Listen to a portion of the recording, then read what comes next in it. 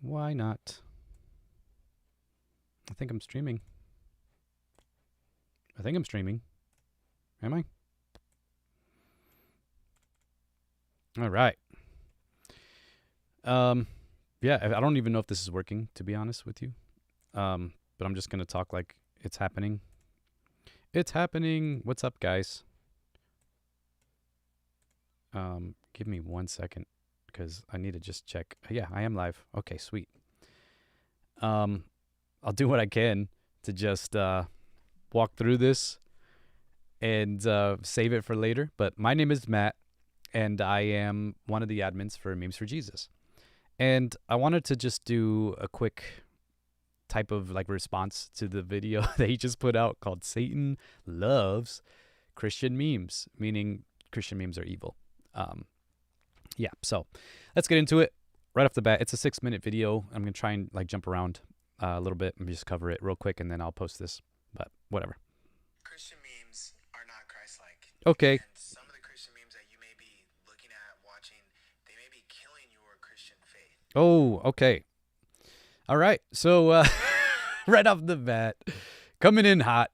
I mean, you got to get the hook. You know what I'm saying? You have to get the hook in there to hook people's attention. I get it, bro. I'm also glad that he said some of the Christian memes because I agree. Some Christian memes are out of pocket. Some Christian memes are straight up disrespectful. But I think that there's a good amount that aren't. Also, he says he thinks that some Christian memes are killing your Christian faith. I'm not sure how I feel about that because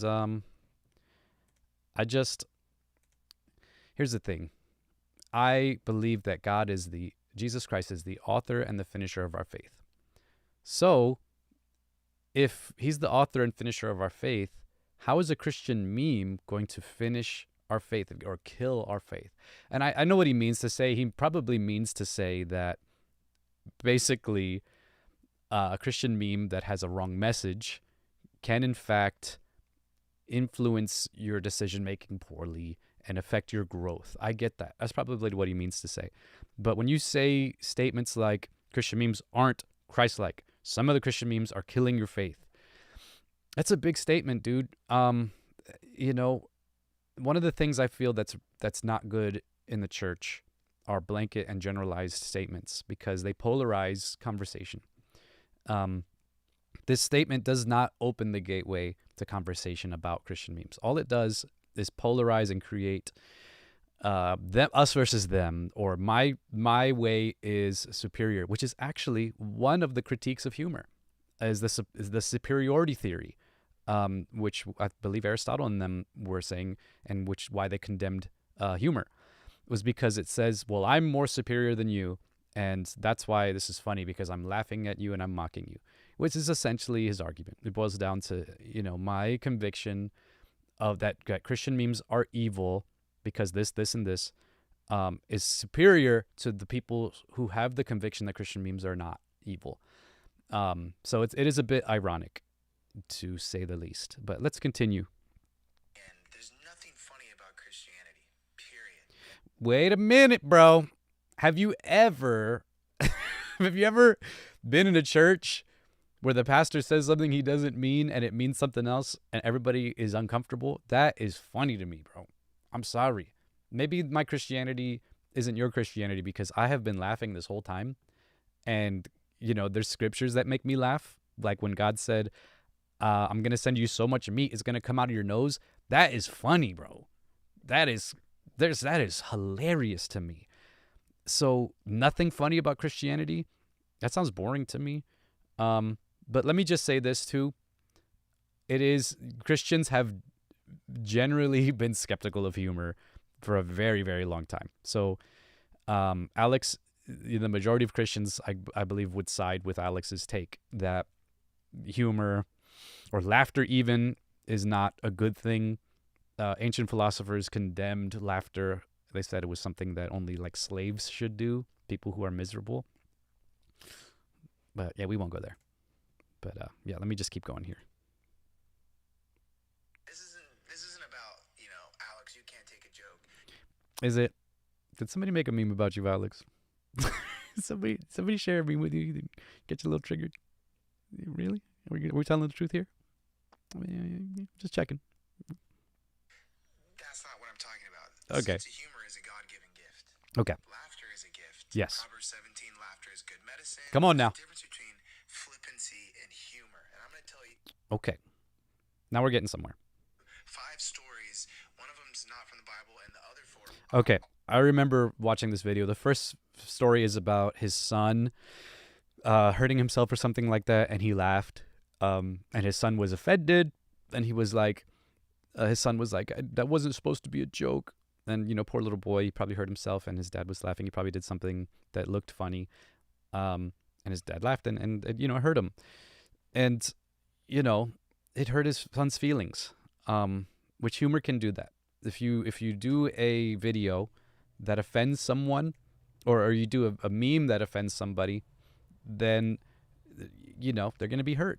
And I want to get to a certain point that he makes here to show how he may be missing the point, I believe, and maybe conflating flippancy and humor a bit. But let's get to it. And they're all about So I'm going to see if I can. him, and He said, whenever your human starts to think about Okay, then he gets to screw tape letters, and he basically says, if your human starts to think about something that's serious, try to minimize their belief so they can laugh at it. demons. I'll just let it play. Devil just put in his head the idea of a guy in red tights with horns. Put that in his head. Why? Because when you joke about the truth loses its appeal. That's the devil's plan. Do you understand that? He wants you to laugh at Christianity. He wants you to laugh at your faith, so you don't take it seriously. The definition of flippancy is lack of respect or seriousness. Webster's adds on to that, especially when it comes to sacred things. Here are the 4 scriptural stories from Scripture. The first All right, and second let me just Kings address what the point he chapter just 2. made. These kids make fun of this preacher who has a bald head. Bald head, bald head. Let me just, sorry, I'm doing too much right here. But yeah, one of the stories that he used was from Screw Tape, where he said if you can minimize the sacredness of something, then you can take a Christian's eyes off of it and get them to not respect it or take it seriously. Which, like I said, it can be the case. There's lots of Christian memes out there that are straight up disrespectful and heretical and blasphemous. I get it. And there's some that we have looked at that before we post it, and we're like, probably not gonna post that. So yeah, I get that. But we're going back to the fact that he's condemning, it seems, Christian memes as a whole. So yeah, let's just see what else he has to say. Fun of him, and what does God do? He sends Oh, he's talking about the story where Elisha, the prophet of God, is mocked by some young men, and God sends a she-bear to maul them. Which, I mean, it might be a story that is a one-for-one in the sense that God will not be mocked. Back then in the Old Testament, the prophet was the representative of God, basically. And basically, those young men mocking the prophet of God brought the wrath of God upon those young men. But that also, the context of that story was more not Elisha being mocked, but God himself being mocked.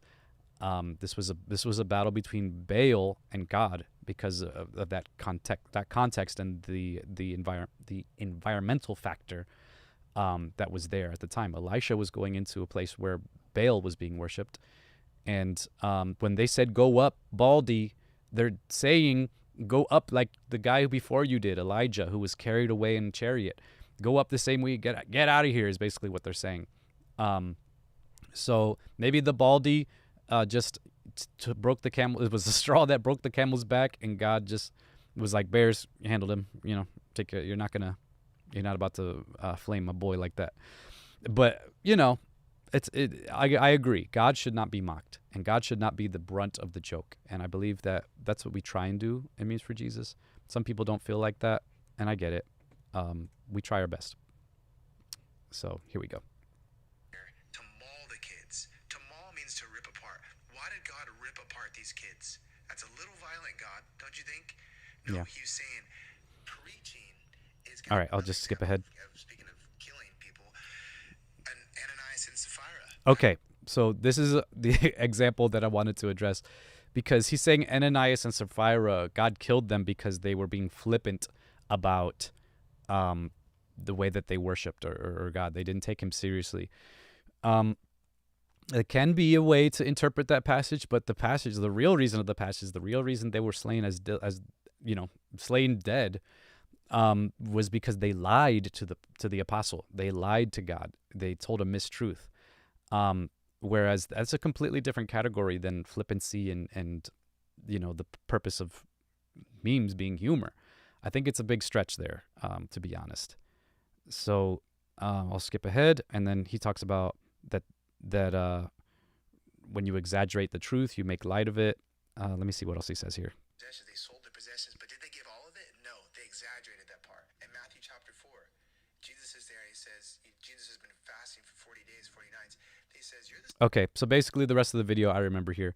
So he's saying in the same way that the serpent in the garden and the devil who tried to tempt Jesus didn't take him seriously, that's why it's not, I don't know. I honestly don't know the connection he's trying to make with that, because temptation and that was a legitimate temptation that the devil was giving Jesus, because he had made a covenant to himself to fast for 40 days and 40 nights. And so he's like, eat the bread.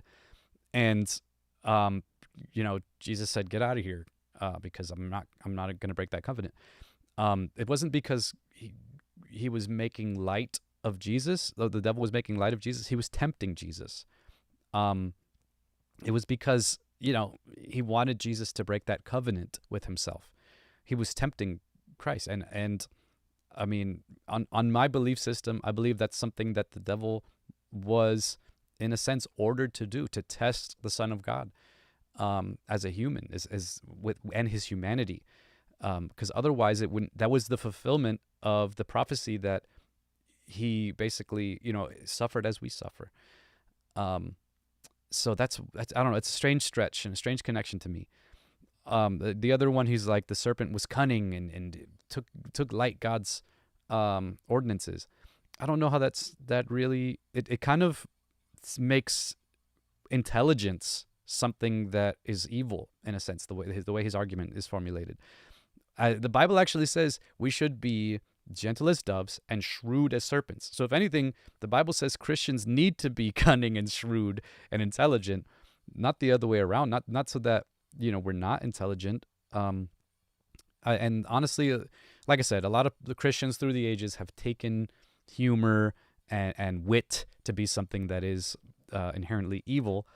But that's a really, really old take, like really old, and honestly just really something that I feel is not as substantiated as somebody who has joy in their life. I need to read more into the philosophy behind it, because, like I said, a lot of the historical scholars would agree with him. But I think that it is a stretch to say that intelligence and wit is something that is condemnable. So yeah, at the end of the day, Alex, I love you, bro. I want to say thank you for giving me something to talk about. I'm not offended. I just want to make sure that as Christians, we talk about these subjects with nuance and charity, and not be anti-intellectual in the sense that we paint broad brushes and make broad generalized statements about topics that require complexity and talk. Because yes, like I said, some Christian memes are straight up ridiculous and bad. Like there's a meme that mocks the Lord's Supper. It's basically like makes it look like a bunch of wafers, and then somebody's pouring the wine in like it's cereal. I find that extremely disrespectful of something that is literally a sacrament. It is something that is very sacred, and we should not joke about. But yeah, like I won't post that. But there are memes that it's just like, Christians carrying chairs. Like, that's funny. Like, they're trying to carry all these chairs after youth group is done to impress the girl at church. How is that something that Satan likes? How is that something that is killing your Christian faith? I'm really curious about that. And I'm glad he did say some Christian memes. So he did make a kind of distinction there somewhat. But it was very light. and when there was more of a heavy hand on the emphasis of Christian memes as a whole.